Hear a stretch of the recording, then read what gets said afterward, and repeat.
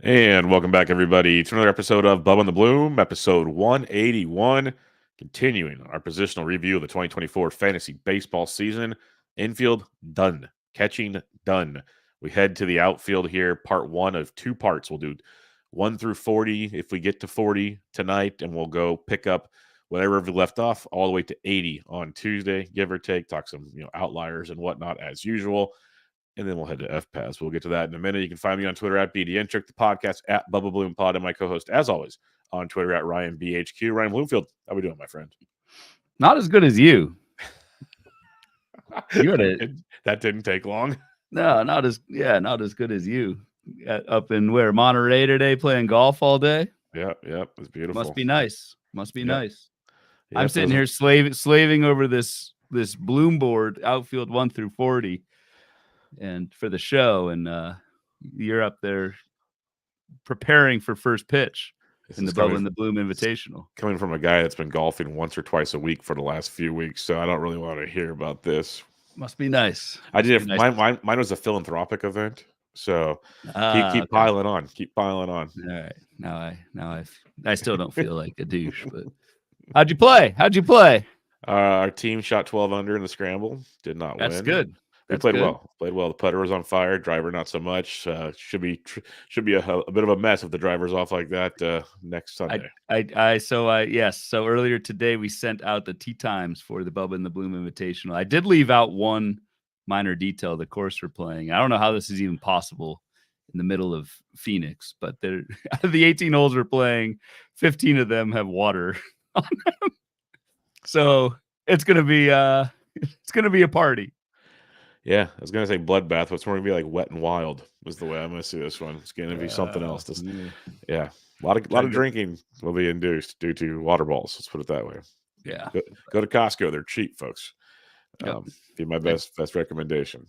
Extra balls if you're joining us. Extra balls. Yep. If you're going to play golf with Big Fantasy, you need extra balls. So make sure you go take care of that. Anything else for FPAS before we head out? Because we're not gonna be able to bug people with FPAS much longer. Gonna be like, thank God, everyone's gonna be like, thank God we don't have to keep talking about this. No, I don't have anything else. I'm absolutely stoked. Can't wait to see you. Next Thursday will be better. So we won't have a show next Thursday. I guess we'll do some show business, right? We won't have a show next Thursday because we won't be at FPAS yet, but it's Halloween, so we with our kiddos. Yeah, we'll be with our kids. The live show will be Friday night. Not live for first pitch in person. I don't know when were you able to post it last year? Like it was around Saturday morning, something like that. Like I usually get it sometimes Saturday, so it'll be up by the end of Saturday. It'll be on your podcast feeds. Okay, so we got that. What other show? Email. We have an email address. We are joining the 1990s. So if no AOL though, so you don't do none of that. Yeah, it's not at AOL.com. It is at Gmail. It's the new show email address, or I guess the only show email address is BubbaBloomPod@gmail.com. So we realized a few, or at least maybe more than we think, listen to the show, but are no longer on Twitter or never had Twitter and found us in different ways and don't really have a way to get in touch with us. So feel free to email the BubbaBloomPod@gmail.com with whatever, feedback, questions for the show. We will, I've got it linked up so I see those emails come in, and Bubba gets a notification every time I log into it somehow, since it's a shared email. So that'll be fun. Yep. Love it. It's good stuff. But we did mention last show we're working on some things, and that's one part of it. So that's a part of it to expand what Bubba and the Bloom brings to the table for you guys. And we'll have more as we keep fine-tuning things in the coming weeks. So that's just step one in the process. But what is not step one in the process, again, is outfield review for the 2024 fantasy baseball season. So, Ryan, this is your cue. Let's look at the board that you created for this evening. What should we? I'll get rid of the banner here as you maybe give a little pep talk of what we're looking at here.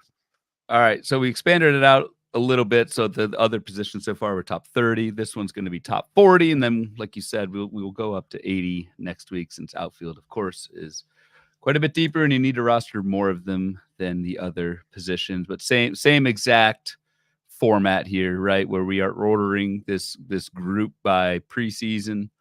ADP, and then we've got the end of year rankings and stats. So my usual exercise, looking at dollar values from the Fangraphs Player Rater, comparing this year to last year at Outfield, the top 40 averaged $16.50 in value this season in 2024. And 2023, that was $17.50. So pretty much the same, if not slightly lower. I know last year, 2023, had the bonkers Ronald Acuna season. That was like a $60 season. Judge this year was, I say, only $52 on the Fangraphs Player Rater. So maybe that threw some stuff off, but probably at the top of the pool in Outfield in aggregate. And again, we'll talk through some of these guys here, but in aggregate, it was kind of roughly the same level of production at the position from 2024 to 2023. Something I want to clear up. We've probably mentioned it on previous shows. If you're looking at the board live on YouTube or later on YouTube, or when Ryan tweets it out, et cetera, when you look at the board, the greens, the reds, this is in comparison to other outfielders, correct? Just want to clarify that. It's not just all positions. Yes. So that'll help maybe people go, well, why so-and-so here and not whatever. This is in comparison to other outfielders. That's why when we get to next week, we'll probably have more red on there because obviously it's 41 through 80. So comparison to the top outfielders, my guess could be wrong. There could be standouts, but something to keep in mind when you're looking at the boards for this. It's a good point though too, because we can also look. We use the board and look at like the white cells because that's average. So like your average hitter in the outfield for at least from the top 80 picks was like a 248 batting average, 20 homers, and 10 to 12 steals. Yep. On average. So that's actually kind of useful to know. I wonder what that looks like at the other positions. Well, if you had 5 outfielders, just rough math, that's 100 homers, say 50 stolen bases, and a 248. That helps a lot, actually. All things, if you get just average outfielders and then some of them peak, then so it says a lot to the position. I know, obviously, it helps. Common sense, duh, Bubba, you idiot. But it's just interesting to think about when we're always trying to get outfielders super early because, yes, they could go ceiling mode on us. At the same time, as long as you get solid average outfielders throughout the draft, you probably are sitting pretty compared to other positions where shortstop was super high and so on and so forth. So thought that was interesting. And we talked about it a lot at the Fab shows. There's always outfielders on the waiver wire. Always. Yes, that was. If we're reviewing 2024, I think that's a really good kind of macro level takeaway. It did feel like every week when we were doing our Fab previews, it was outfield, and then like every now and then a corner or middle came up, and it was like, oh, we got to get that guy because none of these other guys. Outfield did seem, and neither of us have quantified this, but in reviewing it every single week for 26, 27 weeks this season, outfield was pretty prevalent on the waiver wire. Another interesting takeaway, just a little bit higher level. There were so many outfielders being drafted in the first round entering the season. So, and we even see here 6 of the top 8 picks overall were outfielders.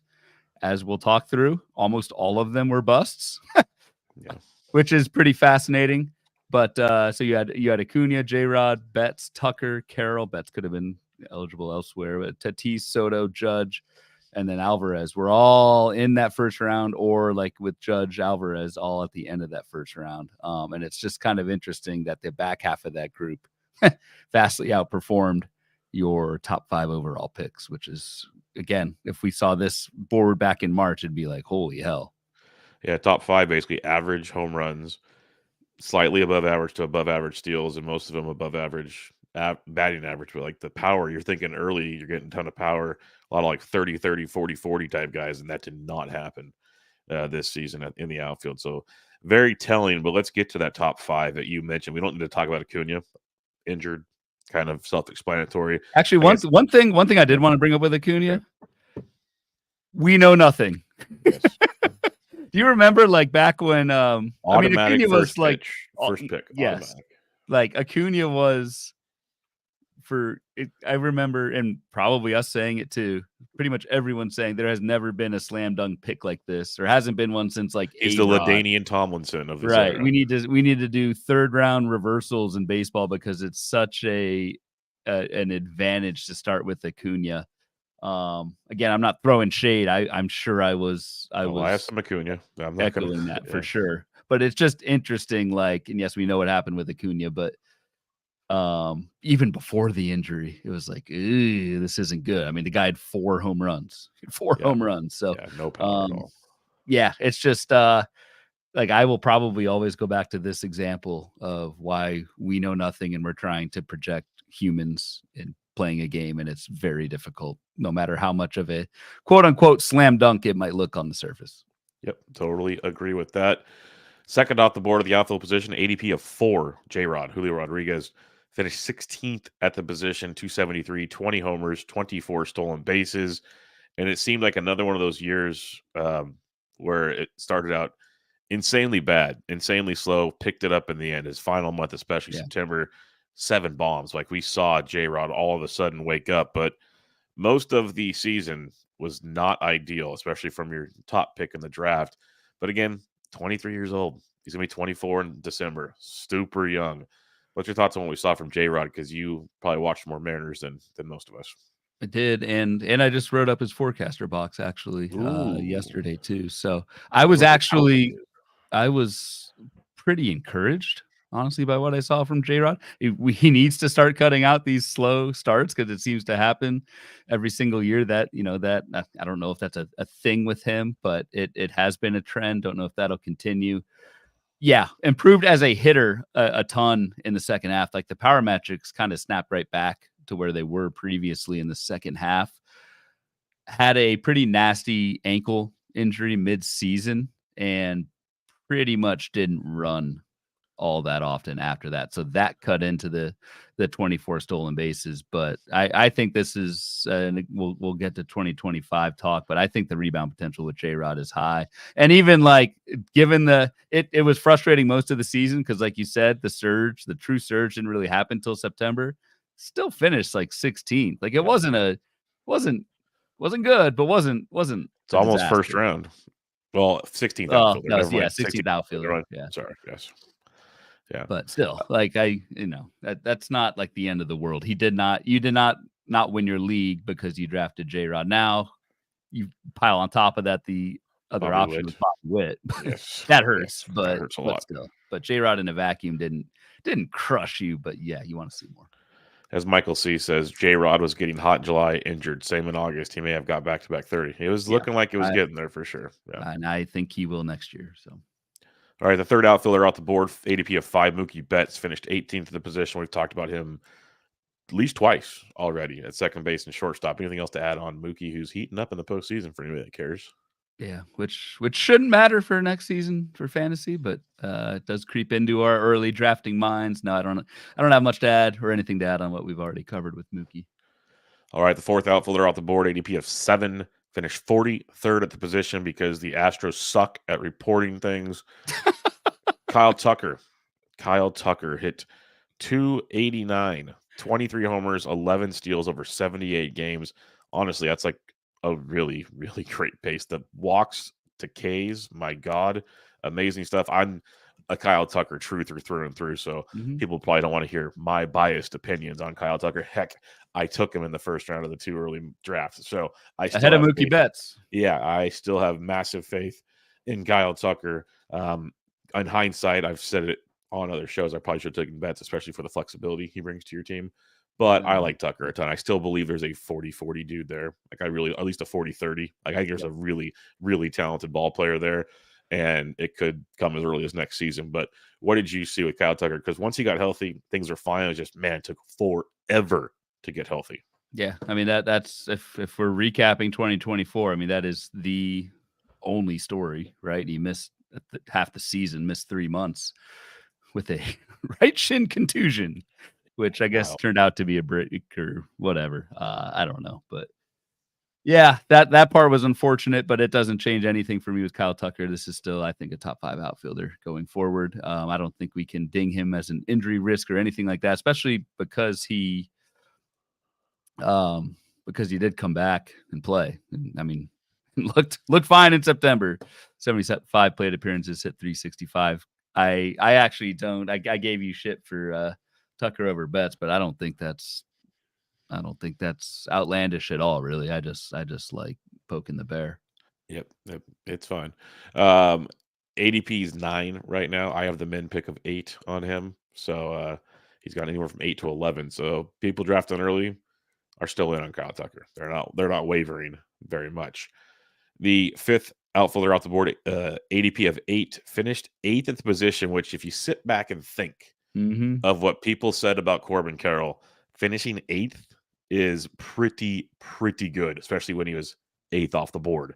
Again, 8th outfielder, I know, comparison's sake, but you paid a premium and you still got something in return. 231 average, 22 homers, 35 steals. You mentioned buying back in on J-Rod. I loved what we saw from Corbin Carroll as the season went on.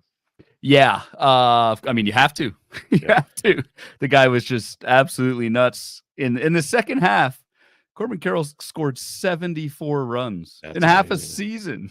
like not only did he turn it around, he went 20-20 in the second half only, but also did benefit from the Diamondbacks being very good and hitting near the top of that lineup, at least sometimes.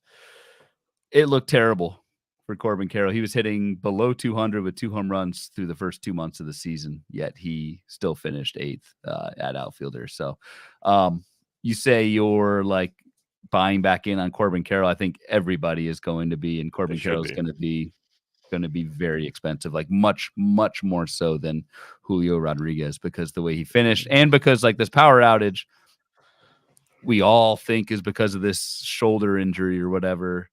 And he totally, again, along the line of like Ronald Acuna and we know nothing, who would have thought Corbin Carroll pops 20 home runs in the second half of the season? That's what I was saying. I just want 20 to 25 homers, period, because I just want him to steal me 40 to 50 bags and hit like 250 and score a million runs. I'm not expecting Corbin Carroll to light the world on fire. If he hits like 30 plus homers, oh my God, like we are in a very happy place. And you're talking about a much heavier price than J-Rod. Corbin Carroll, 7th outfielder. J-Rod, 8th. 12.4 ADP to 13.4. Both a min of 9 and a max of 18. So they're going right next to each other right now. I'd go Carroll. I'd go Carroll as well. Right now. Yes. And literally this could burn up in our face because J-Rod is legit talent. So again, like I said, he's 23. Like the dude's a beast. But I go Carroll as well. Loved what we saw from him. The 6th outfielder off the board, ADP of 8, just basically same as Carroll. Finished 42nd at the position, though, and that's Fernando Tatis Jr., one of my preseason MVP predictions. Hit 276, 21 homers, 11 steals in 102 games. Just hurt yet again for Fernando. Like, healthy Fernando, beast. Injured Fernando, can't do anything, obviously. So it's getting to the point, though. 102 games, played 141, 130, 59. When are we going to get like a full Fernando season is the question I have right now.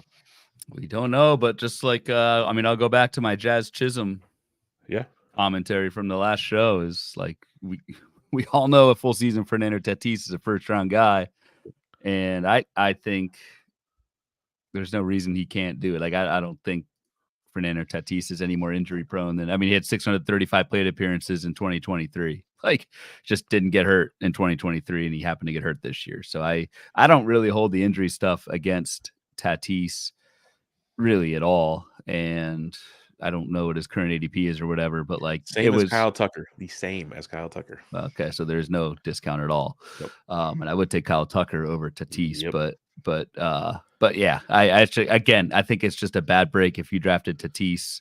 Literally. Like, yeah, literally. Bad luck, bad break, good process. You think you're fine. You go back to that well again next year. But yeah, obviously you were disappointed whenever you take, a player in the top 10 overall and he finishes as the 42nd outfielder. Granted, a lot of that was because he didn't play. Yep, totally agree. Now it gets fun. The top 2, we're going to start with number 2 at the outfield position. We discussed this on our recap of our Beer Bets show, and you could not have been disappointed with either of these guys. But the 10th outfielder off the board, the 7th, sorry, ADP of 10, finished 2nd at the position, and that is one Bronx Bomber named Juan Soto. Dude hit 288, 41 home runs. That's a career high. 128 runs scored, career high. 109 RBIs, tied his second most of his career. Most is 110. 7 steals. It's kind of, he's not a big steals guy, but awesome plate skills as usual. Played in 157 games. That's 4 straight years of 150, 5 straight if you don't count the 2020 season, of course. He's been reliable. He's been a beast at the plate. Free agent. We'll see where that goes, but that's another podcast. Juan Soto was great. Great first season in the Bronx. What are your thoughts on Juan Soto? I don't really have much to add. I didn't think he could hit 288 at Yankee Stadium. I thought he could hit 40 home runs. I didn't think he could hit 288, and that's really where a lot of this, when you hit 288 ahead of Aaron Judge, like you're going to score 128 runs, getting on base as often as Juan Soto does. So, yeah, awesome year. You were not disappointed at all with taking Soto, even though if you took Soto over Judge, they did finish 1-2, but Judge was quite a bit higher. And that's, yeah.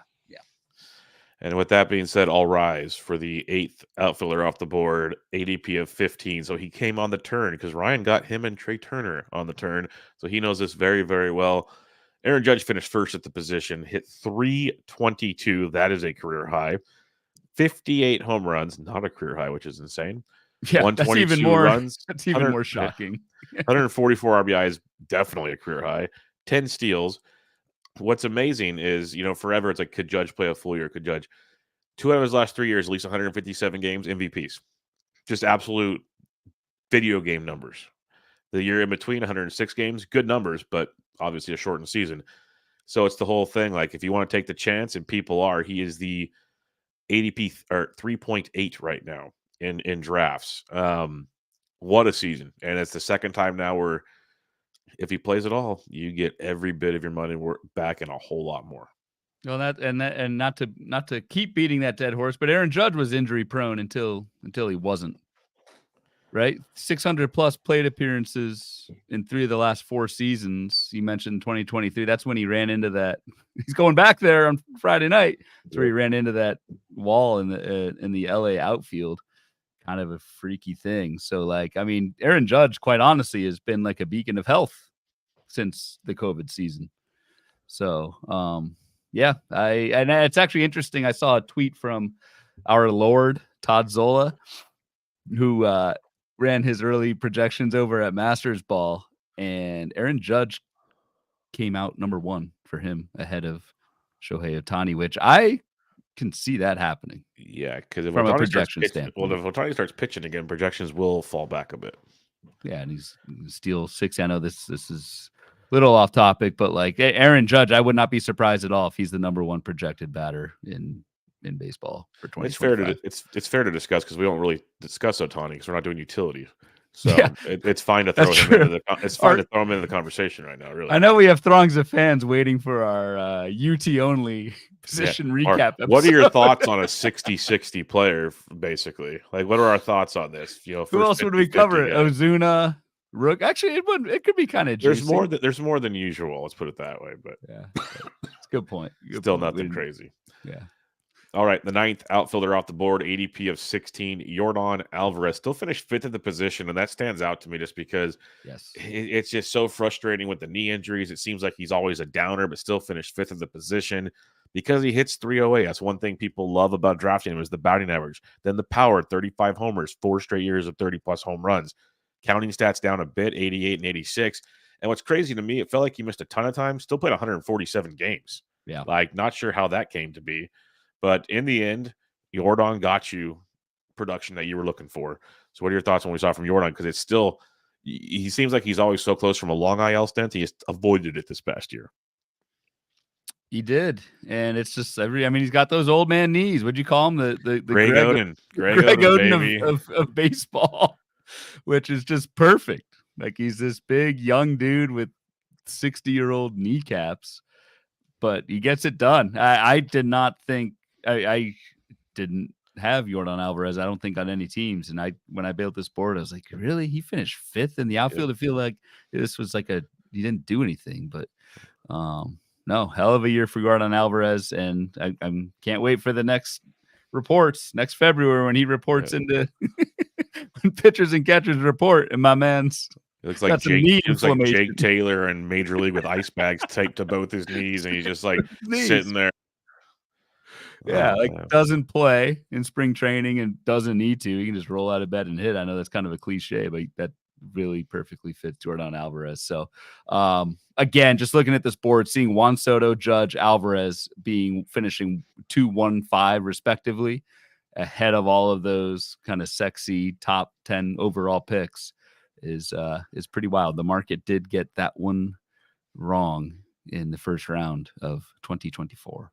And it feels like I might be speaking out of school here that most took those guys ahead of them for the steals upside, the 30-30, 40-40 type upside, because Soto's not going to run a ton. You don't think Judge is going to run a ton. We know Jordan ain't running. The fact he stole 6 bags, holy shnikes. That's I don't want Jordan running. I want him trotting around the bases. That's what I want Jordan to do. So I think that's where they fell. And now people are looking back going, maybe I get my steals elsewhere type situation later on. Yeah. You can work with the 4 categories that Jordan brings. Yep, for sure. All right, the 10th outfielder off the board. Now the next chunk of outfielders, things get interesting, folks. Like a lot of we'll say misses across the board here, at least according to ADP. Oh yeah, this was rough. Michael Harris II was the 10th outfielder off the board, ADP of 28. So the end of the third round in a 15-teamer, end of the second round, early third round in a 12-teamer. Not great, Bob. Not great. Hit 264. People loved him for batting average. That did not happen. 16 homers. That falls in line. Only 10 steals. Only 110 games as well due to injuries. But even when he played, it did not look promising this past season. Again, young, gets healthy. Things could change. But maybe we got to take a step back, and maybe at best he's a 2020 guy with a good batting average. At worst, I think we saw potentially what it could be this past year. Yeah, I almost feel like this is like your Groundhog Day guy, Michael Harris. If we go back to last year, this is someone who struggled badly very early, got hurt, and came back and surged in the second half. And that was why Michael Harris was going in the top 30 in 2024 drafts. To a somewhat lesser extent this season, it's kind of the same thing. Michael Harris started off really bad. Or actually, I mean, not really bad, but wasn't good early on. Strained his hamstring in June, was out till mid-August, and then September. Hit 316, hit 8 home runs in September. Played the full month. And again, that's when he stole just 2 bases, but that's when he was back and healthy. So I think Michael Harris, the way he finished, I don't know if there's going to be much of a discount on him in 2025, but certainly a disappointing. In my biggest money league, Michael Harris was my 2nd round pick. Strider was the 1st round pick, and that was tough to overcome when your 2nd round pick finishes 61st at the position. Yeah, it's rough, and maybe things turn around. The finish is strong. We've said that about a lot of guys so far. Good finishes to the season. Is that because pitching started to dwindle? Things heated up. There's a million questions to be played here, but he did it. That's all that matters in the end of it. But ADP's 40 right now. It's not a huge discount, so you still have to take him in the 3rd round. 10 pick this bad of a season, and he's 10 picks cheaper only than last year. So something to keep in mind as we start prepping for 2025 pretty soon. All right, now this is gonna be fun. The 11th outfielder off the board, ADP of 41. So we had 10 in the top 28. Then we get a little bit of breather here because people probably start taking pitching in the 3rd round type scenario. So Luis Robert Jr. comes off the board, finished 89th at the outfield. 89th for Lou Bob. 224, 14 homers. Did steal 23, which is impressive because he only played in 100 games. Yeah. And it's impressive also he stole 23 because he's having lower body injuries to top it off, like groins and stuff like that. This is getting tougher and tougher. Like, he might get traded, hopefully. But looking at 2024, what a lost season for Lou Bob. It doesn't help he's on the White Sox, and nothing's going to come from that. Correct. The team context will be historically bad for Luis Robert. Now has pretty bad IL stints in 4 straight years. Just had his forecaster box as well. For the thing that stuck out for me with Lou Bob was the lack of power when he came back. I mean, even when he came back, he had almost 300 plate appearances in the second half. 7% barrel rate. League average is 10%. Like, that is for someone who popped 38 home runs last year, for the power to drop off that much is very concerning. Maybe injury induced. I don't know. I mean, that's the part that we have to kind of try and predict. But this could have been a lot worse actually for Luis Robert if he didn't. I mean, he stole like 20 bases in the second half. That was the saving grace. Otherwise, this was a just complete. It was kind of a partial disaster, but like full blown disaster if he doesn't swipe 20 bags in the second half. So I'd love to do like a deeper dive and just see like where they pitching to him, because like I'm looking at his O swings the same, but he's swung 7% less in the zone, 5% less just period. Contact rates in the zone was the same as the previous year, which is interesting. Same with his overall contact. So contact rates are pretty much in line, but he swung a lot less. Not sure exactly what to take out of that, just off the top. But I'm just thinking, like, in that lineup, why pitch to Lubbob? Why give him anything to hit? And maybe I'm just kind of trying to find excuses to why it was 7% barrel rate, because he is that good. But that does stand out a ton. Like, it's bad.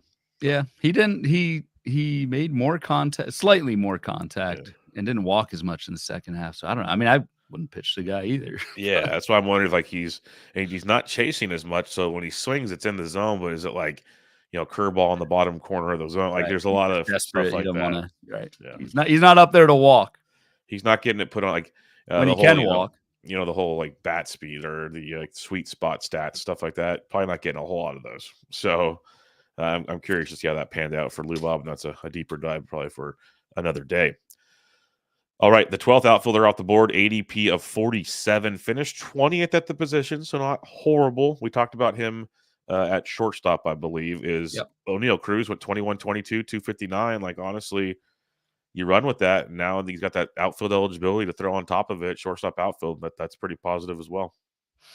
Yeah, we won't dive too much into Cruz. We talked about him at shortstop. Barely qualified for outfield. Only had 23 games, but they made the switch. They must have made the switch in I know they made it very late in the season. It was kind of random. It's just like one day he's an outfielder now, and it sounds like that's the case going forward. I don't know if O'Neal Cruz will have shortstop eligibility again for the foreseeable future. So just get used to that new position eligibility. That's one of the first things we kind of have to shift our minds to when we start doing 2025 drafts, where all these guys are eligible at.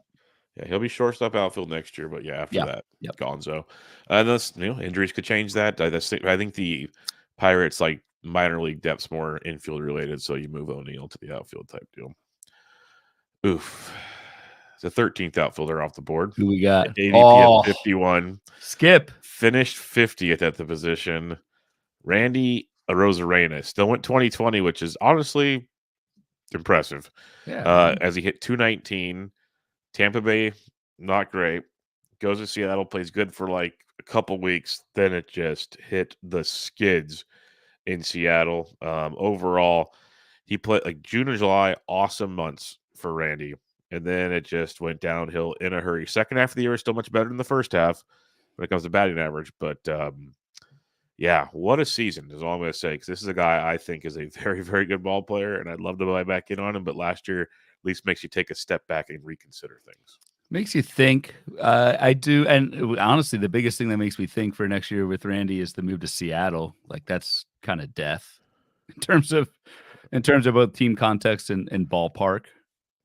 Julio Rodriguez and Victor Robles, what their 2025 seasons look like, and Cal Raleigh, like that top half of that lineup could be good again. But I don't know. I'm going to take, so I drafted Arozarena in like the 7th round of our meatball draft. I'm always going to take the long view with these guys and go with the track record over one down year, and down might even be in quotation marks for Randy Arozarena, because like you said, he still went 2020 in this quote unquote terrible year. And the batting average was terrible. Not gonna ignore that, but did improve, like you said, in the second half. K rate is pretty much in line with where it's been the last few seasons. A lot of this was BABIP induced. I know, some people don't like to hear that or whatever. Like, that's always the stat you look at, but the strikeouts didn't really change. The batted ball profile, a few more fly balls.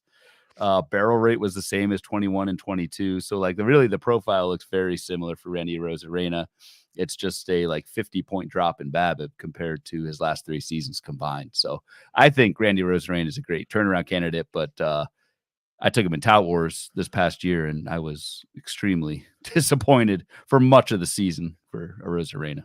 Yep, I had plenty of shares of Randy, as I do every season. And looking at the 119 ADP, might be plenty of shares again this year. Oh, If I'm that back stays in. the Oh, same. yeah. Yeah, That's I the guess. 119. That'll work. Yeah, that'll play. I might have the min on the guy. What's the min? Randy Min's 93. It's got to be me. It could be you. Yep, could be you, my friend. All right, the 14th outfielder. It is, there you go. 14th outfielder off the board, ADP of 58. Somehow finished better than Randy Arozarena. This kind of surprised me because I felt like Adolis Garcia had an even worse season. Dude at 224, 25 homers, 11 steals. Must have had Randy in the RBI department to help boost him to 39th at the position. Because if I just didn't look at the rankings, I would have thought Adolis had a much worse season. Like, I was not starting Adolis and I think in September I said drop Adolis. Like, it was that bad. Adolis had 85 RBI. Randy Arozarena had 60. So there you go. There it is. 85 is a lot of RBI for someone who hit 224. Yep, hit in that middle of that Texas lineup. It wasn't their best year, but still a pretty darn good season. Huh. Yeah, that somewhat salvaged things. I really like both Randy and Adolis going into the season. Like, that was a nice, I thought, little pocket of what we thought were consistent outfielders, and very much wrong on that. Yes, that was a rough one. All right, the 15th outfielder off the board, ADP of 58, was Jazz Chisholm Jr., finished 12th at the position. We waxed poetically about Jazz at the third base position. Anything else to add about him? Because I think, again, it always comes down to health, but man, a full season in the Bronx in that lineup, that could be a lot of fun. Yep. And third base outfield is going to be super, super useful. Very, very much so. The 16th outfielder off the board, ADP of 71, finished 27th at the position as Cody Bellinger, 266, 18 homers, 9 steals. We talked about him at first base. I know you're a Belly fan. I've always been kind of anti-Belly. Injuries got him again this season. Fluky injury, got hit by a pitch. So it wasn't like it was a full-on crazy thing. But what's your thoughts on Belly Bomb's 2024 season? I think this was kind of expected. I don't think, like last year, he hit 26 home runs, but the power metrics were really bad. So I think most people thought it dipped down closer to 20, and that's pretty much where it did, despite some missed time with the injury. But it's kind of crazy. Late career Cody Bellinger is making a lot more contact than he used to, and he runs at least a little bit. I think this is a nice kind of like modest 5 category guy. And first base outfield totally helps with that. So we'll see where he plays next year. Yes. I don't think he has the option with the Cubs. I'll check for you right now. I think it's some type of option. Yeah, I'm pretty sure he'll be back in Chicago. It is it's a player option, so it's up to him to come back. And he'll make almost 27 mil if he comes back. I think he should come back after a season like that. I think he should come back. But hey, well, what do I know about how much money people should make? What do you know? Nothing. I'm just big fantasy. All right. The 17th outfielder off the board, ADP of 72, right after Belly Bombs, finished 161st at the position. Worse than Ronald Acuna, the guy that tore his ACL. That is impressive stuff from one Nolan Jones. Everyone's darling in 2023. Guilty. 2020 season hit 297. In 2024, 3 homers, 5 steals, 227 in 79 games. Yeah, he played fewer games. He only played actually 27 fewer games than the previous season and finished that badly. Also, in 79 games, if he's as good as we or some of us think he is, he'd probably still be better than 3 and 5 and a 2-something average. So it was a bad year for Nolan Jones. It was, but like he barely played. So, I mean, I don't know what you take away from this. Your guy is back tweeting. Curlin's back. So Curlin tweets. Yeah, I'm gonna. That's a really good point. Yep. If you were in on Nolan Jones last season, why would you not be in on him again in 2025 when he only played? How many games did you say he played? 79. I mean, no. So Curlin tweets. Still bad for 79 games. Oh, trust me. And I'm not a Nolan. Like, Nolan Jones was one of my top fades of 2024. Like, I thought, I obviously didn't think it'd be this bad, but I was not. I'm just saying, if you spent a 4th, 5th round pick on Nolan Jones last year, What is Curlin says he 254. Yeah, so he's going outside the 200 top 200 in these early drafts. 250. Will Curlin buy the dip? Yes. I think you do too. If you believed in Nolan Jones, I don't know Oh, if I I'll will. do it, but like I think it makes so much sense to go in there. Yeah, because even if he's a 15-15 guy, we just talked about the average of 20 homers and 11 steals. Like if he's your outfielder 5, gets you 15-15 and hits 250, Yeah. you're sitting real pretty right there. And you're talking Coors where things can spike a lot in Coors. So if he just gets healthy and gets going, doesn't have to be a stud, doesn't have to be a 30-30 bat anymore. Like he had to kind of be where you drafted him last year. Yes. This allows you a lot of flexibility. So Yep. I agree with. Okay, let me rephrase. I think Curlin might be onto something there. Yeah.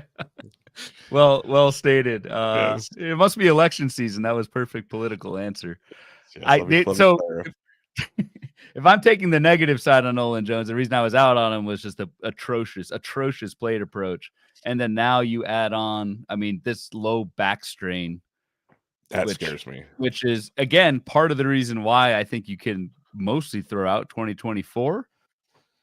But as we say with back injuries, do they just vanish in the offseason? Sometimes not. That I think that's still a lingering thing.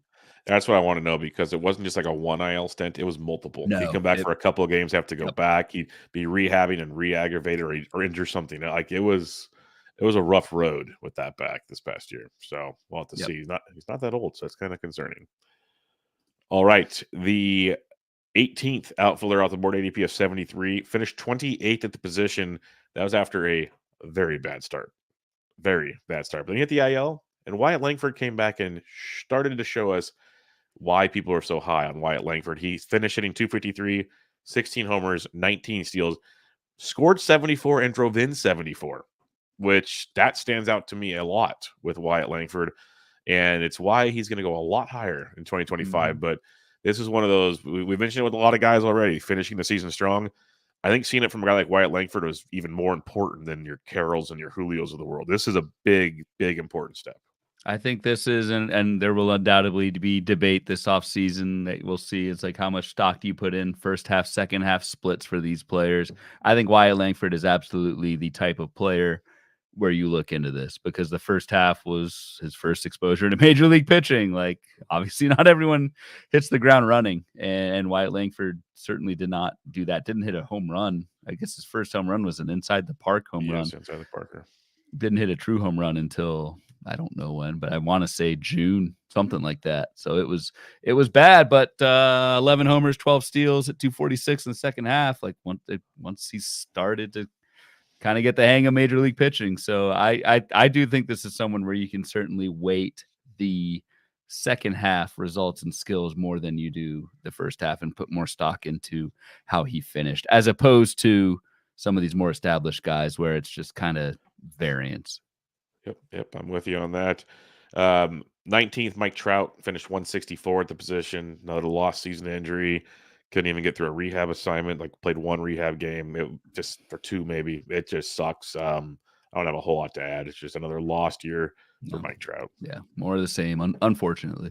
Yeah. All right. The 20th outfielder off the board, ADP of 89, finished 56 at the position, but this is another injury thing with Yelich. And we talked about backs coming back. This keeps coming back. Christian Yelich did hit 315. Outstanding. That is the best he's hit since 2019. 11 homers, 21 steals. So back-to-back 20 seasons, 19 or more in 3 straight years. That's a plus. Only played 73 games, though. Injuries, and even required back surgery.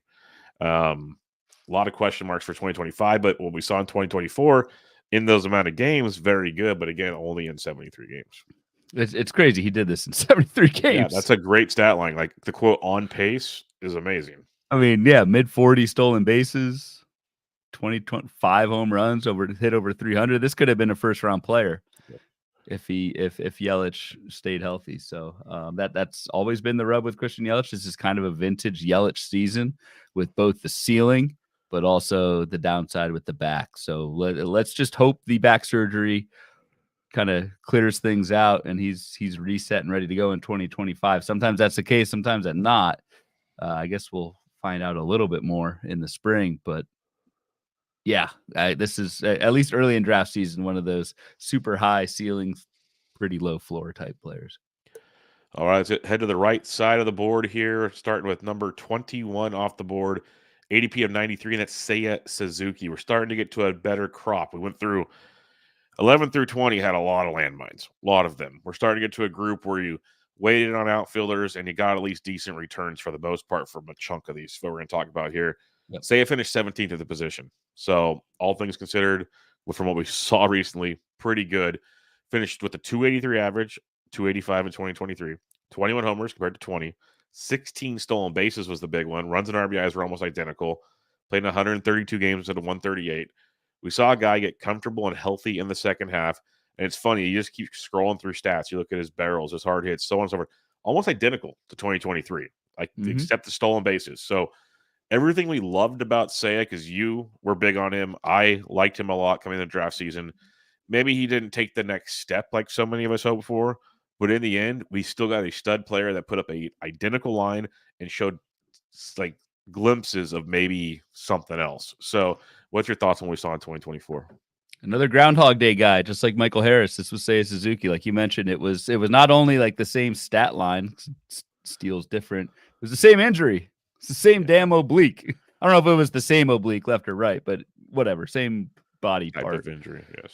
Same type of injury, which we were just talking about back injuries. Obliques still kind of scared the crap out of me because I remember Suzuki's injury just swinging and all of a sudden swinging and then wincing in pain. It's not a combo you want to see, but yeah, it's very similar to 2023. Once Seiya Suzuki was healthy in the second half, like this could be a top 15, 20 outfielder. You just got to stay on the field and not have that oblique.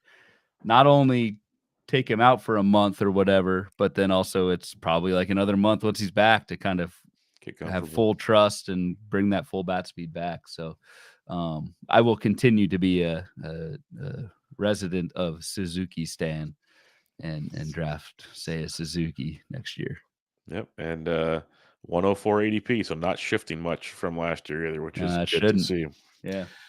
All right, the 22nd outfielder off the board, ADP of 98, going right behind Seiya Suzuki in drafts right now, just like he did in 2024, is Bryan Reynolds. Finished 15th at the position, and it's another one of those just boring ho-hum, but 275 average, another great year there, 24 home runs. That's 3 out of the last 4 years, 24 homers, 10 steals, 73 runs, 88 RBIs, and he was a guy that scorched earth early, kind of quieted down, at least in the power department, because I remember we talked about him on like a home run per barrel episode and whatnot, kind of overachieving, I think it was, on that. And then calmed down there, but still hit for average on a pretty poor Pittsburgh team. So Reynolds continues to be good, and I think the only thing holding them back from the next step is the Pirates. Yeah. I mean, this is even down to like Bryan Reynolds' first half, second half splits. Yes. At least the way HQ splits them up. Exact same 275 batting average in both halves. Exact same 5 steals in both halves. 13 homers, 11 homers. Like this dude is boring as hell, but this is the boring you want. And I don't really see that changing. Just another really solid year for Bryan Reynolds. The team context is bad. I don't see that changing unless O'Neal Cruz just completely goes off, but I don't know what else Pittsburgh really has to fall back on there. So maybe a Nick Gonzalez breakout, but that seems like wish casting at this point. So can Paul Skeens go Shohei Ohtani? Can Paul Skeens hit? Let's try that. That's the question. There has been footage of a college home run, but I don't think we're going to see that anytime soon in the bigs. The 23rd outfielder off the board, ADP of 110. Lane Thomas finished 38th at the position. Talk about a guy that fell off the map in the second half. It was well documented on this show.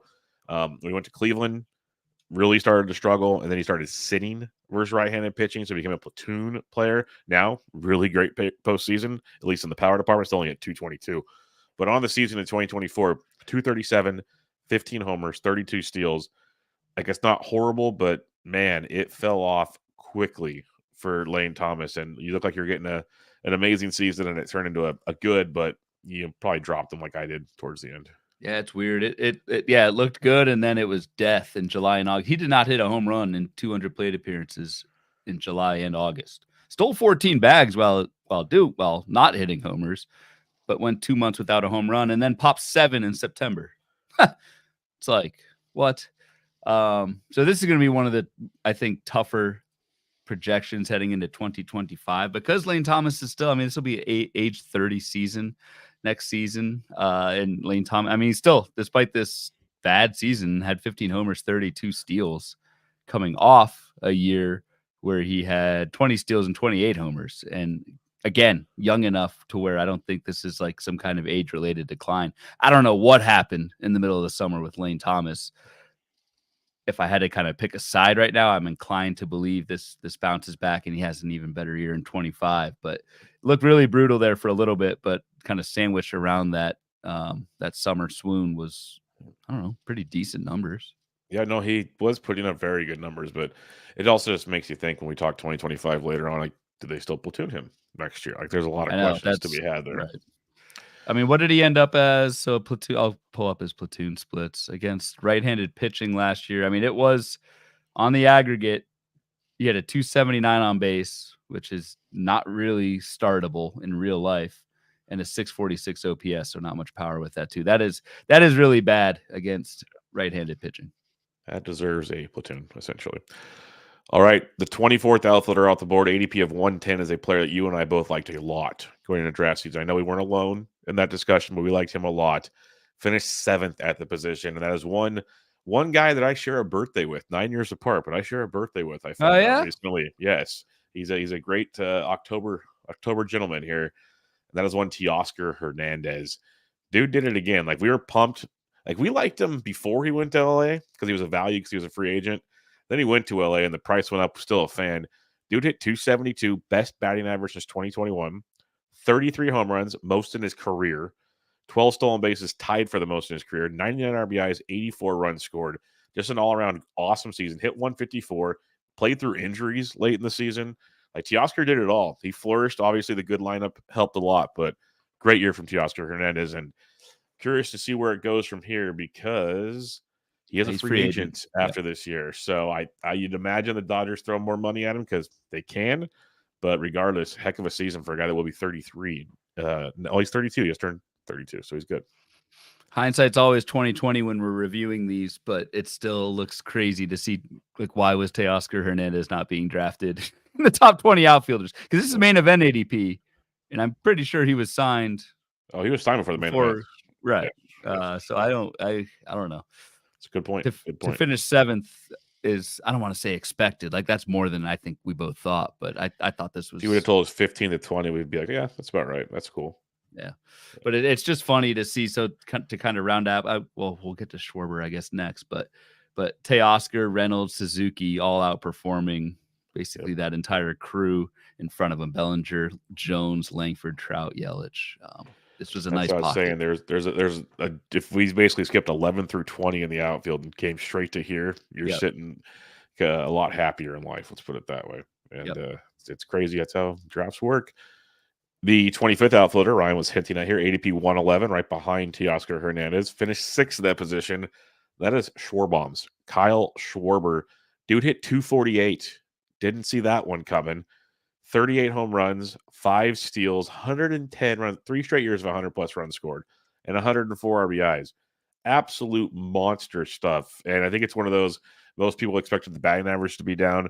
I think if anybody said, cool, I'll get 240, he goes a lot higher in drafts, but he didn't. And people that took the chance on him at ADP 111 reaped a massive reward, Ryan.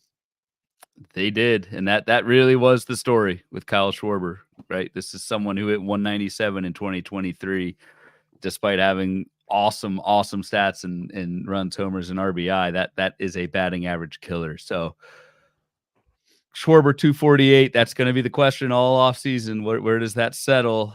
And one tick in Schwarber's favor, the strikeout rate stayed the same. The BABIP went very high, but the fly ball rate went down quite a bit. So it went down from like 50% each of the last 2 seasons down to 40, which is a little bit of a double-edged sword, right? It helps your batting average, hitting more ground balls and line drives. But that's kind of why Kyle Schwarber only, in air quotes, hit 38 home runs compared to 46 and 47 the last 2 seasons, because he hit a lot fewer, he hit fewer fly balls. So it's, I don't know. You definitely take the 2024 version over the 23. I'd concede 10 home runs for 50 points of batting average, But I think like this version of Schwarber's probably 230 hitter or something like that, as opposed to 250. Yeah, because 248, 250, that's our average at the position. So the fact that he did that, overachieved that's homers, right. still got you 5 steals, that's right. That big boy cell is stuff. we have Oregon Duck green, we got Rare Steak red, and Be very careful. we've just got white. So I'll leave it at that. Halloween spooky season ghost white. There you go. We'll go with that. The 26th outfielder off the board, ADP of 113, Evan Carter finished the season 193. Just an injury-riddled season. Ended with an injury that finished the season, obviously, with the back, which is never good. Again, a young 21 back problems, dude. I'm 41. I have back problems. 21, that shouldn't work. 188 average, 5 homers, 2 steals. Many were excited about Evan Carter after the postseason we saw. I had trepidation. I was like, I don't know, like, we saw him in the postseason. What are we going to expect? Yada, yada. Didn't work out this year. I already bought in the early draft. But what's your thoughts on what we saw from Evan Carter? Because to me, it's just like an incomplete. You drafted him?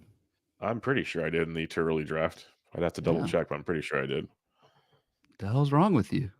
Hey, taking chances. Yeah, I guess. That's what we're here for. Yeah, this was an unmitigated disaster, and I mean honestly, I didn't even know he had back issues entering the season. May not have. I don't know if he did entering the season, but he I don't know if that's a historical thing or what, but yeah, it's a similar type thing. Does an off season of rest kind of put that away or not? And 21, like it is kind of weird to have that many back problems. I think I mentioned this on the show before, but my older brother, I think when he was 21, already had 4 or 5 back surgeries. So maybe I should start calling him Evan Carter. Get to him a little bit. The biggest thing for Carter is he was not able to hit lefties in the minors. It's probably too small a sample to even look at his major league numbers against lefties. I'm sure it wasn't good. I think you are getting a platoon bat. And to get a platoon bat as a top 120 pick, which is where Carter was going, that's a tough proposition. I got him in round 19. All right. ADP 278. That's worth a shot. Yeah, that's where I was thinking. That's a big drop, dude, from 113 for Evan Carter. Yep, the mighty has fallen on that one, but till 21, you never know. 27th outfielder off the board, talked about him plenty because he plays everywhere. Spencer Steer. Any other thoughts on that? He finished 25th at the outfield position. No, like approaching mascot status in terms of us mentioning Spencer Steer every episode. Yeah, I think we might go Steer over Castro. I'd be fine with that if that came up for debate. Now it gets fun. 28th outfielder off the board, ADP of 125, finished 14th at the position. That's one Jackson Churio. Dude started out kind of slow, started a platoon for a second there, and then they realized, wait a minute, Yelich is out. Let's let the dude play every day, and there it goes. 275 average, 21 homers, 22 steals for a 20-year-old ball player. That is stuff that, Ryan, we've watched baseball for a long time. Things you just don't see. You just don't see that. And the fact he lived up to the hype by actually getting the reps at the big league level, struggling at the big league level, and then showing us it. Like the way I mentioned with Langford, I love the finish there. I like Churio's even better. And I'm not alone on this. I am not alone. I know that for a fact, but I am very excited about the future of Jackson Churio. Like this could be a Ronald Acuna type dude. And I know that might be speaking too high, but I think I'm not that far off either. I don't think. I mean, this was the top overall prospect, according to some. Langford was up there, but this actually makes the Evan Carter thing sting even more because if you took Carter, you're obviously willing to go with a rookie, and you picked Carter over Churio, and that's a big difference. You covered Churio well. I would add the similar thing that I said about Langford. I'm very interested to see how the second half looks, and I weigh that more. And Jackson Churio, remember mid-season, he was struggling so bad he was losing playing time. Yep.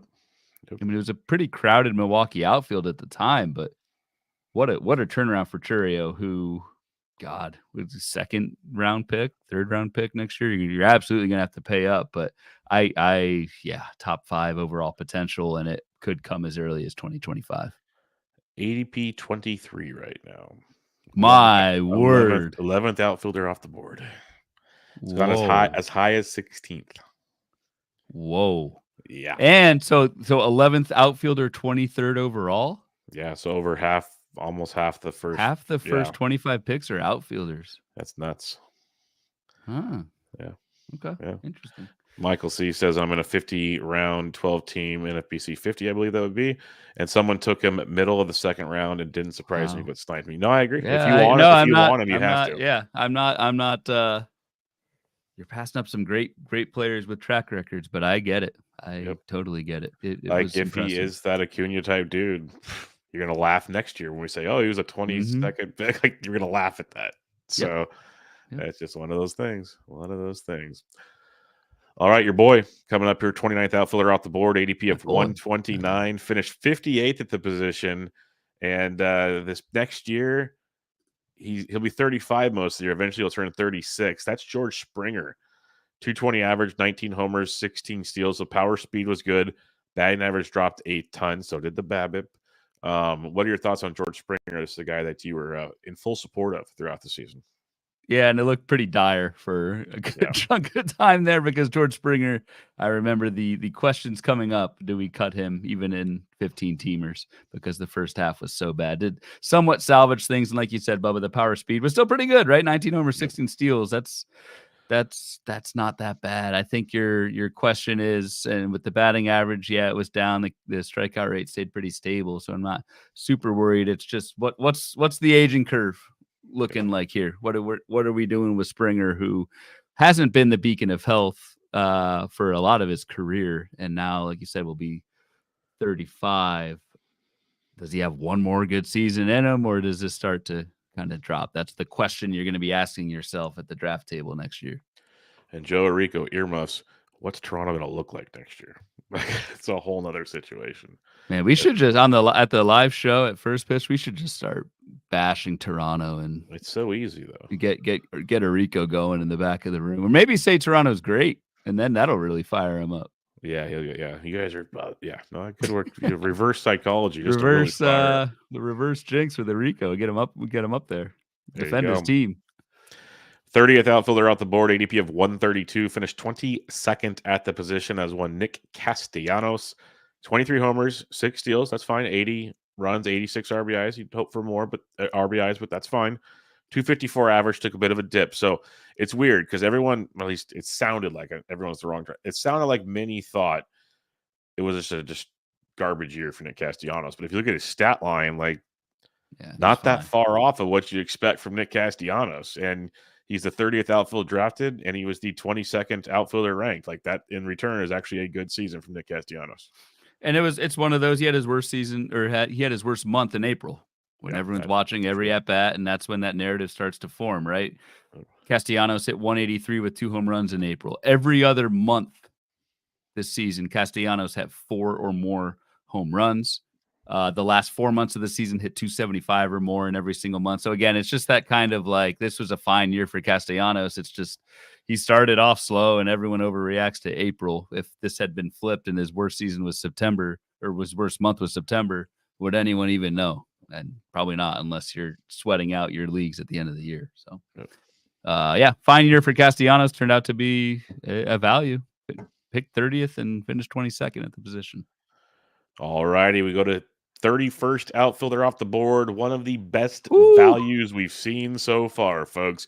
ADP of 135. Jarren Duran finished 4th at the outfield position, and there was high expectations for Jarren Duran heading into the season, but I don't think many knew how much power Jarren Duran could actually have. I think that was the deterrent from drafting him early. Dude popped 21 home runs in 160 games this past year, 34 steals, 111 runs scored, 75 RBIs while hitting 285. Those are big boy numbers. Those are top 5, 10 outfield draft pick numbers, obviously 4th at the position. So we're going to see a lot of that discussion later on. But what's your thoughts on what we saw from Jarren Duran? Monster first full season. Primary leadoff man for Boston and took advantage. Absolutely. I don't think people expected the power to jump like that. I certainly did not.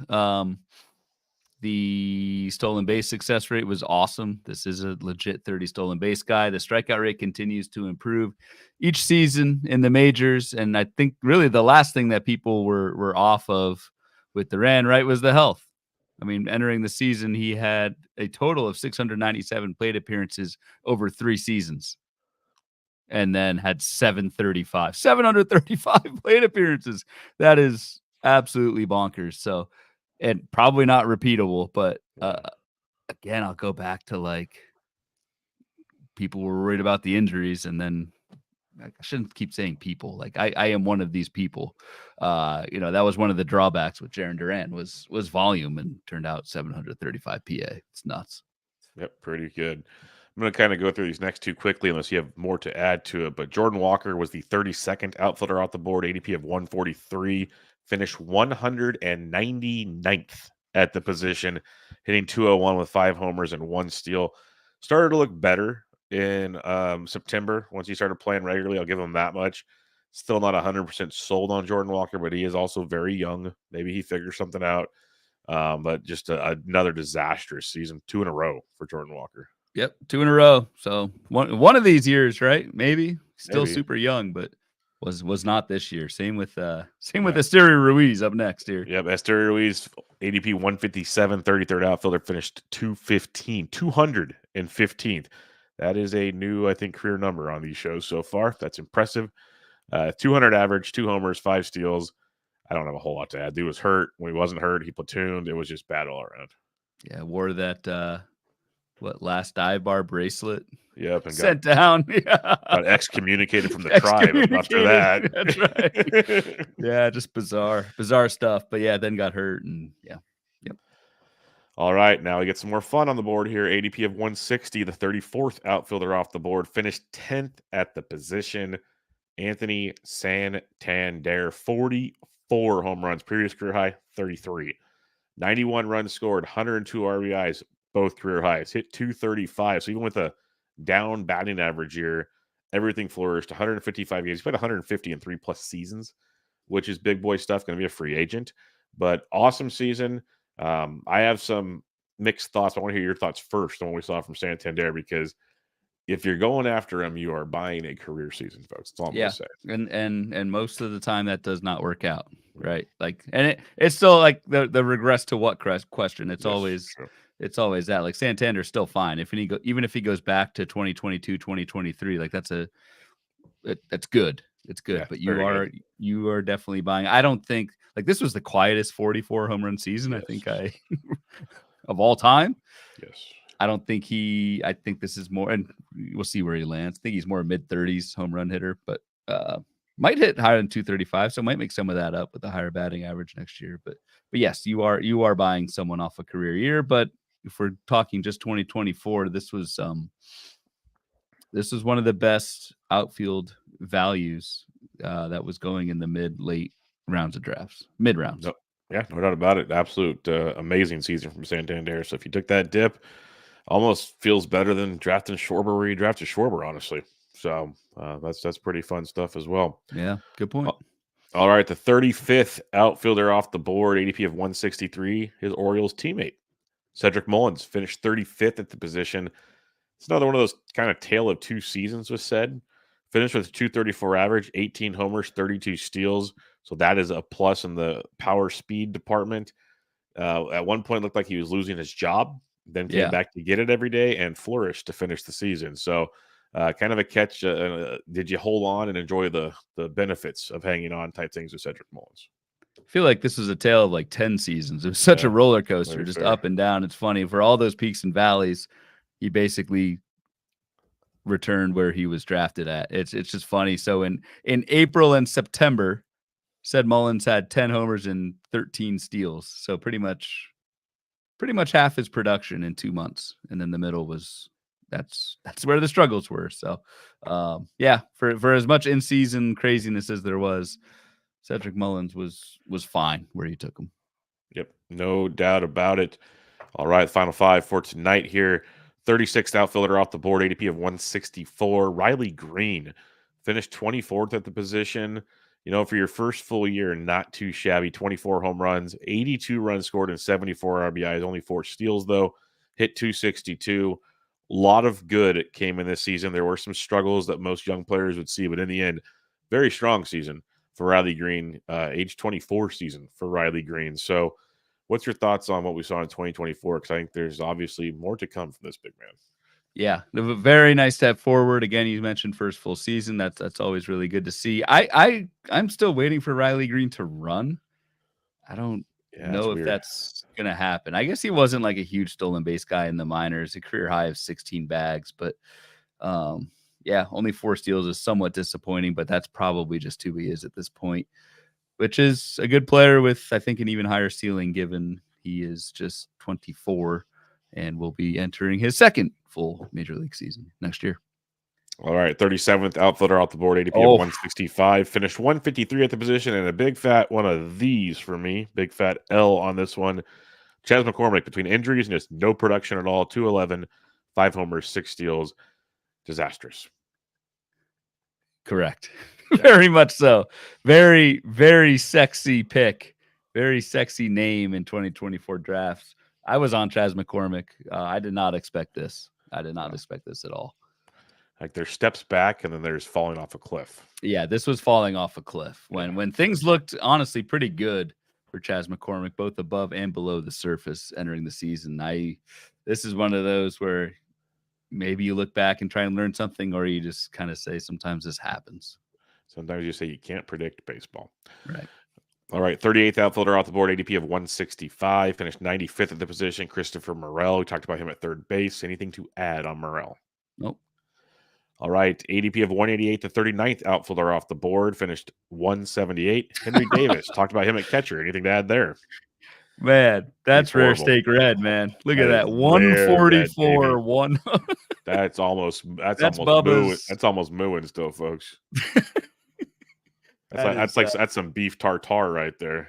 That thing is still going. Yeah, that's bad. Yeah, that's rough right there.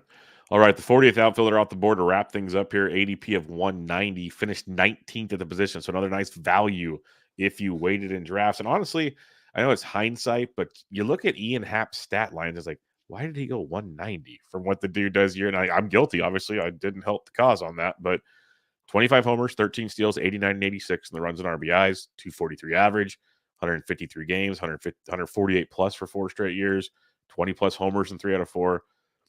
It's one of those guys, like, he might not peak, but that's called consistency, folks. Oh, yeah. Ian Happ, the coffee man, is awesome. He is just solid, not flashy, but cannot argue with the last 2 seasons, 20 plus homers, 27 total steals. Not the best batting average guy out there, but plays every single day, racks up runs, RBI. This is someone who honestly probably his ADP hasn't moved up that much. I would guess like 150, 160 up from 190, and I'm still probably in 142. Yep. 142. Yeah. Yeah, not a ton. Still 50 picks, I guess, but yeah, not a ton. He's good. He's very good. He's very, very good. And he compiles. Yep. Leading off helps a ton. He usually leads off for the most part. Not all the time, but usually. Any final thoughts on this top 40? Because obviously we talked about the top, handful not doing great, then the 6 through 10, then the next 10 not great, and then you got some value. Speed scattered throughout most of it. Power can be found late. Any kind of other, I guess, macro thoughts looking at the board? The last kind of big thing was batting average. I didn't really look at this at the top. Like pretty much totally fell off a cliff after your top 10 ADP. There's a lot of green batting average, but not much after that.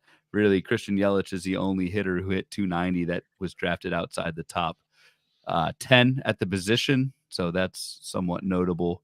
But I don't know. Just like with every position, it's just funny to look back and see. We just think ADP is this like gospel. And this is and projections are this, and it's just so crazy to see like the Evan Carter versus Jackson Churio, the Brian Reynolds versus Lane Thomas, just guys going right next to each other that had like Lane Thomas, Teoscar, and Kyle Schwarber all right there. Boom, boom, boom. Exactly. Jaron Duran right in front of Jordan Walker, like, and Esteri Ruiz. I know different types of players a little bit, but it's just those decisions we say this every draft season, makes such a difference how your team turns out. Well, heck, 21 through 40 had 8 of the top 20 outfielders. Yeah, it was a pretty deep. It was a good performance from the middle class. Yeah, from the middle class. It's typical for this time of year. Good As I point, Bubba. continue to lean into Yes. electionism. I was about to say, you're just hitting all the bullet points and making me bite my tongue all over not the place here. advisable. Not advisable Man, at this point. on that note, let's talk about some listener No, questions here. Talking about for the people. Let's see what we have here. Our buddy SMMS79MS says, was the resurgence at the position surprising, or in hindsight, should we have seen it coming? It feels like it was a place to gain an edge last year in the draft room. I think it was a place to gain an edge in the middle rounds. I think if you went super early, like we said, the cream of the crop was not really the cream of the crop this year at Outfield. And again, as I mentioned, the draft values for the top 40 for this year versus last year were pretty much the same. So it wasn't like a super position wide resurgence, but again, that middle class was pretty strong, which is good. Yeah, and it needed to be with requiring taking other positions early to get the boom. So that's good Right. that it panned out that way. Right. Thomas Travato says, what do we do, or asks, what do we do with Lubob next year? The White Sox are a black hole with no hope in sight. I'm honestly debating just avoiding Lubob and suffering the consequences if he figures it out. I do too. I agree. I can't imagine the runs in RBI being that great. The team context is just so bad. It's like a Zach Geloff line. Yeah. It is really. Another question from Travato. What do we think is the floor for Wyatt Langford based on this year's production? I think his September priced me out at 2025. What do you think? I'll let you speak first. You could argue the floor is what we saw this year because the first half was so bad. 253, 16 homers, 19 stolen bases. That's, he could conceivably fall off in year two. That does happen. But I think like a realistic floor is what we saw from this year. Yeah, it was pretty. If that's a floor, I'll take good. That a lot. Yeah, well, sign me up. Andrew Armour says, thoughts on Wood and his outfield ranking for next season. We'll talk more about James Wood probably on the next show. But right now, James Wood early ADP is 50, 16th outfielder off the board between Harris and Schwarbaum's. Yeah, because James Wood was a beast. Was an absolute beast. The way I draft, I don't see myself taking James Wood, but that ADP is certainly justifiable. I do think it's going to be that kind of cat and mouse game of adjustments in Wood's first full season, but can't argue with someone who had 9 homers, 14 steals at 264 in like half a season. His first exposure at 21 years old. Like exactly, we talk about Churio. I mean, Churio's the exception of the rule, folks. But this could be a cheer. This could be a 100%. It's another guy that could be 30-30 and wouldn't shock me at all. Yeah, very doable. Our buddy BP at futures_bet says, who finishes higher on the list next year, Churio or Duran? I'm going Churio. No slide on Duran. Yeah, I'll lean Duran, but I'm not doing a beer bet on it yet. That's fair. It's close. It's a fair question. It's a really good question. I'm just gonna keep leaning, and I think Churio's the next big thing, and I better have put my money where my mouth is at some point. And our buddy Michael Cicchini says Evan Carter is finally healthy. Any intrigue at the very low price? I am, but his splits are versus lefties are not good. I am. I already took the chance, like I said, but I get it. If they want to platoon him, that's going to put a hamper on things. Yep, agreed. I agree that the lefty splits are a major concern, but I also agree that the price is super cheap. I don't know if I agree that we know with certainty that he's healthy, but we'll see. Yeah, I might be saying stuff. I still need to see it type thing. With the backs, I need to see him go out there and actually full go situation. But all we can do is go off of what we have right now. All right, Ryan, final thoughts. Outfield part 1, 40 players done and basically on time. Yeah. What do you got for us? What else do you got? You guided the ship well. It was a lot to cover in a couple minutes over, but that's fine. I don't have any final thoughts. I'm finally looking forward to the World Series starting Friday night. Yes, only took finally a week. Back. Yeah, that'll be great. It has been like a week, right? When the hell did they last play? Sunday. They played Sunday, so basically it feels like a week. Basically a work week. Work week in the bags. So, yeah. Yeah, so that'll be fun. Looking forward to that tomorrow night. Then you got a full weekend of football, college football, I'll say that. And man, a week away. So looking forward to it. We'll be back with you guys on Tuesday with Outfield Part 2, 41 through 80, and some of the breakouts from the season, which kind of already had some in reality, but we'll go deeper at the position because there are so many that we need to roster, as Ryan said at the beginning of the show. But until then, make sure you check out Ryan on Twitter at RyanBHQ, the podcast at Bubba Bloom Pod. I'm at BD Intric. And until next time, this is Bub and the Bloom, episode 181. Catch y'all later.